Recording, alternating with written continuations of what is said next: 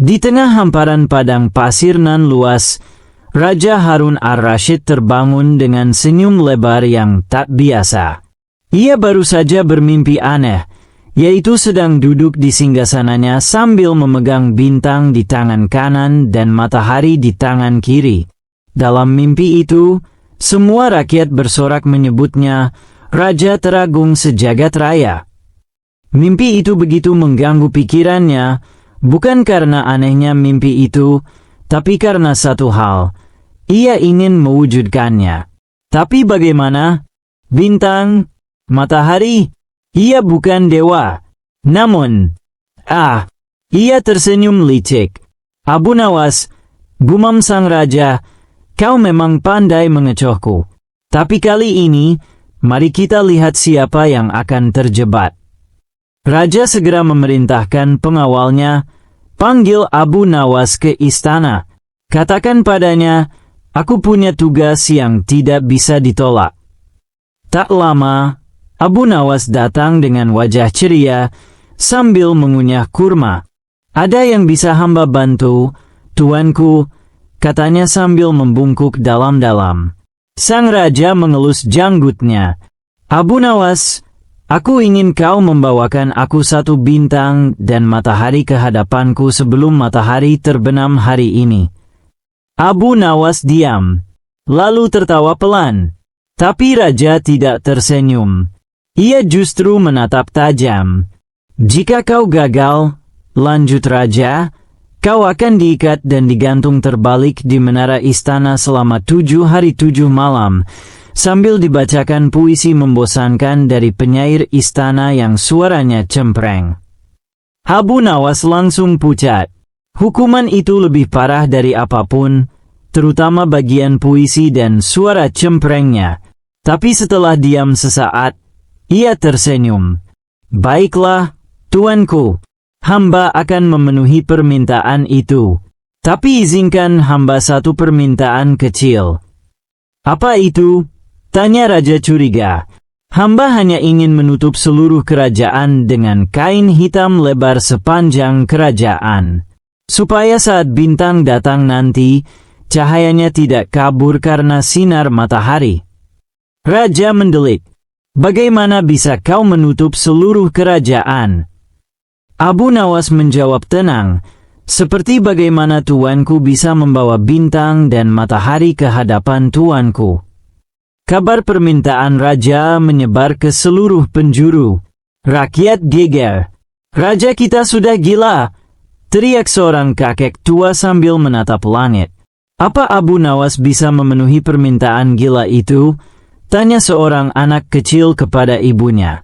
Kalau ada yang bisa, hanya Abu Nawas, jawab sang ibu.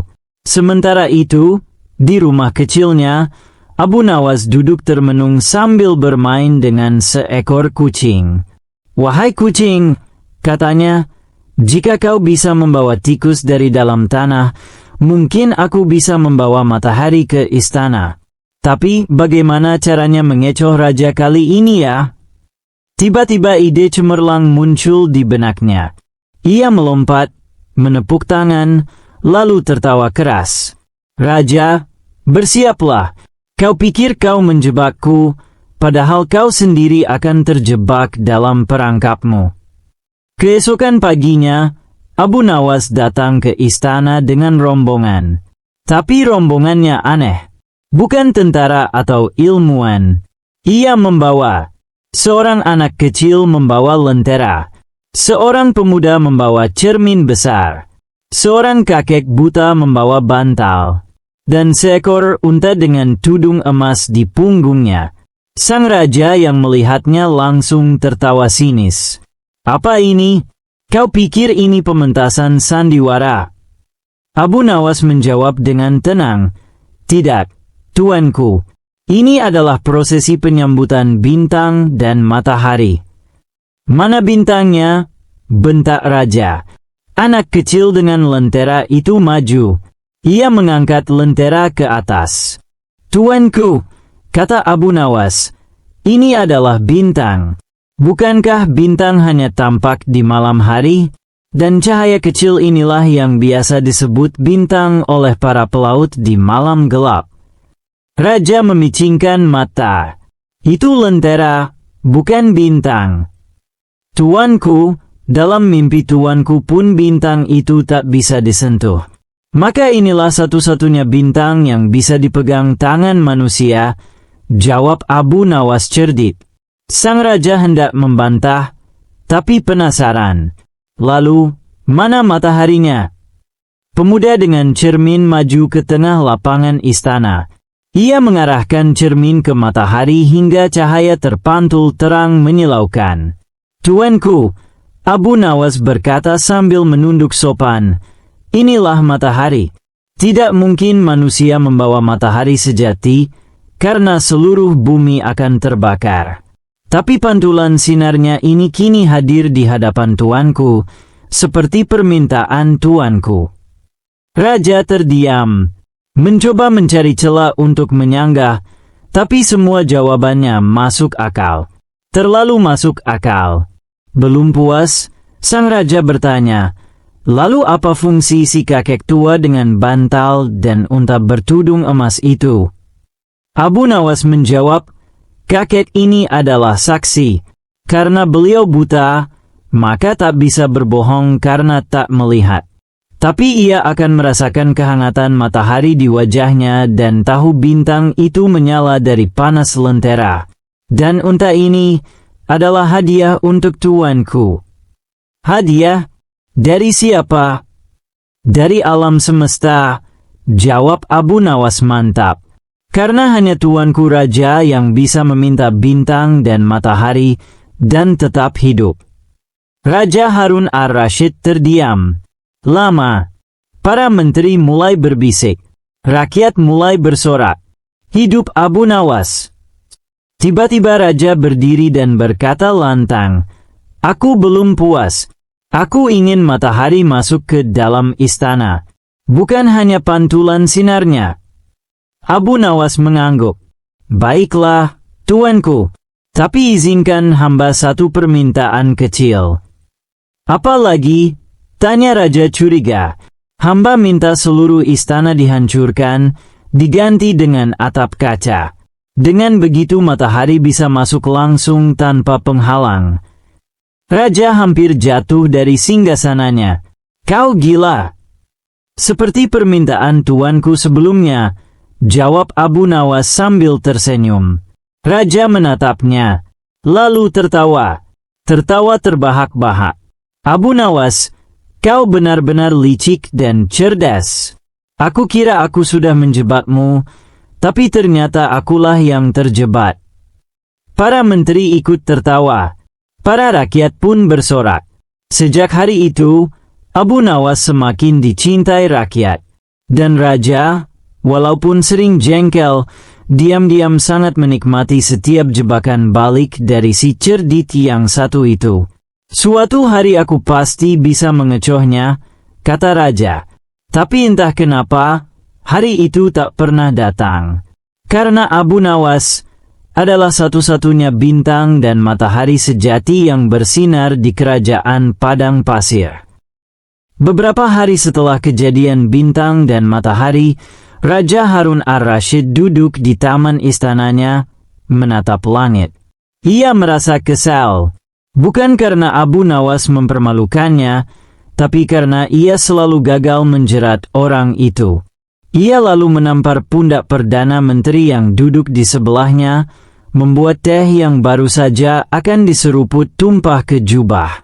Wahai Perdana Menteri, kita harus membalas Abu Nawas. Perdana Menteri, yang masih menyeka teh panas dari pahanya, berkata lemas, tentu tuanku. Tapi bagaimana caranya? Abu Nawas bukan manusia biasa. Aku tahu, teriak raja sambil berdiri, membuat burung-burung di taman beterbangan. Kali ini, aku akan menugaskannya sesuatu yang mustahil dilakukan oleh makhluk bumi. Bahkan jin pun tak bisa. Perdana Menteri mulai cemas. Tugas seperti apa, tuanku? Tugas yang sangat-sangat ringan dan sangat tak mungkin, kata raja sambil tersenyum licik. Aku akan memerintahkan Abu Nawas untuk menangkap angin dan membungkusnya dalam karung, lalu membawanya ke hadapanku. Perdana Menteri langsung menepuk dahinya. Tuanku, ini lagi-lagi akan berbalik ke kita. Tidak, seru raja. Kali ini aku akan menyiapkan jebakan berlapis. Jika dia gagal, dia harus menjadi pelayan dapur kerajaan selama 3 tahun. Bayangkan, Abu Nawas membersihkan panci. Tak lama kemudian, Abu Nawas dipanggil ke istana. Ia datang dengan wajah cerah seperti biasa, sambil menggandeng seekor ayam jantan yang entah kenapa kepalanya dihiasi sorban kecil. Raja melirik ayam itu. Apa itu? Ini ayam mualim, tuanku, jawab Abu Nawas. Ia sedang belajar jadi imam. Raja menahan tawa. Baiklah, Abu Nawas. Kali ini aku punya tugas kecil, sangat kecil. Apa itu, tuanku? Tanya Abu Nawas. Sudah curiga. Raja berdiri dan berteriak. Tangkap angin. Masukkan ke dalam karung dan bawakan ke hadapanku besok pagi. Jika gagal, bersiaplah menjadi tukang cuci panci di dapur kerajaan selama 3 tahun. Abu Nawas tak langsung menjawab. Ia berdiri diam, menatap karung kosong yang disodorkan raja. Lalu tersenyum. Baik, tuanku, hamba akan menjalankan tugas ini. Tapi izinkan hamba satu permintaan kecil. Raja mengangkat alis. Apa lagi kali ini? Hamba mohon agar seluruh kerajaan dihentikan aktivitasnya besok pagi. Karena saat hamba menangkap angin, siapapun yang bergerak atau bersuara, maka angin akan kabur. Raja bingung, tapi karena ingin melihat Abu Nawas gagal, ia menyetujui.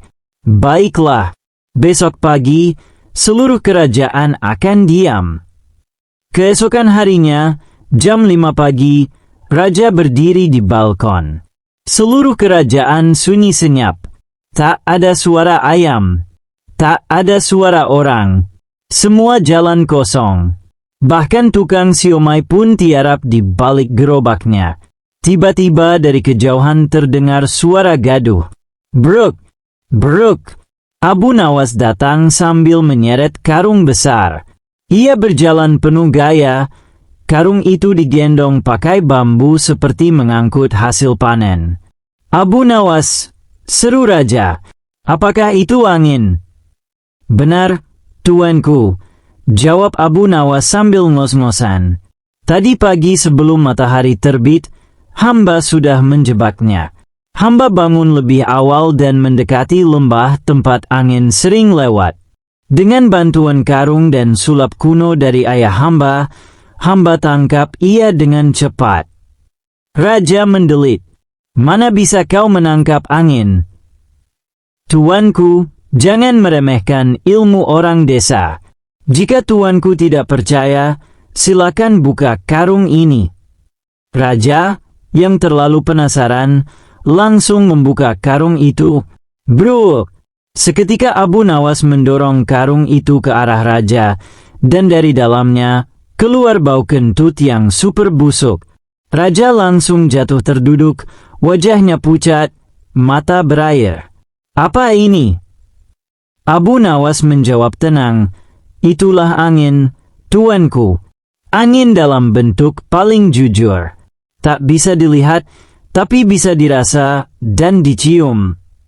Semua orang di sekitar menutup hidung. Bahkan para pengawal pingsan berjamaah. Abu Nawas melanjutkan, angin, tuanku, adalah sesuatu yang hanya bisa dirasakan. Tidak bisa dibawa ke istana, tapi dengan sedikit rekayasa, bisa dikecoh. Raja, yang wajahnya sudah seperti terong rebus, berusaha berdiri. Tapi begitu menghirup udara lagi, ia jatuh lagi. Abu Nawas, bentaknya dari lantai. Kau benar-benar menjijikkan sekaligus jenius. Abu Nawas membungkuk, Hamba hanya menjalankan perintah tuanku." Sejak kejadian itu, Raja memutuskan untuk puasa tantangan aneh selama sebulan. Tapi tentu saja itu tak bertahan lama, karena di balik hati Raja, ada satu hasrat yang tak pernah padam. Hasrat untuk menjebat Abu Nawas yang selalu gagal total. Tapi jangan khawatir, di kejadian selanjutnya, Raja akan mengeluarkan tantangan paling gila seumur hidupnya. "Abu Nawas, tunjukkan kepadaku wujud mimpi." Dan tentu saja, Abu Nawas sudah siap dengan jebakan baliknya. Beberapa minggu setelah kejadian, menangkap angin dalam karung, Raja Harun ar-Rasyid masih belum bisa melupakan bau karung Abu Nawas yang membuat hidungnya trauma setiap kali melihat karung goni. Ia duduk termenung di singgasananya sambil mencoret-coret pasir dalam piring emasnya. Tiba-tiba, Perdana Menteri datang sambil terengah-engah membawa gulungan perkamen. "Tuanku, hamba punya laporan penting," katanya dengan napas terputus-putus. "Apa? Negeri tetangga menyerang?"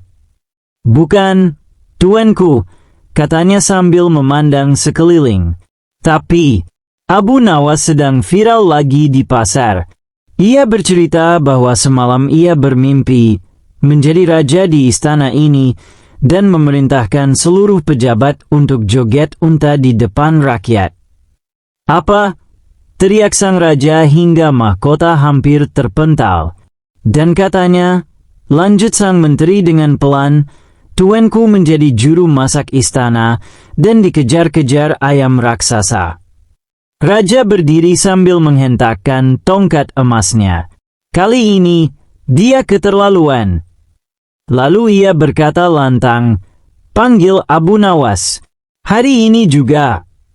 Tak lama kemudian, Abu Nawas datang ke istana, berjalan santai dengan jubah lusuh dan senyum lebar.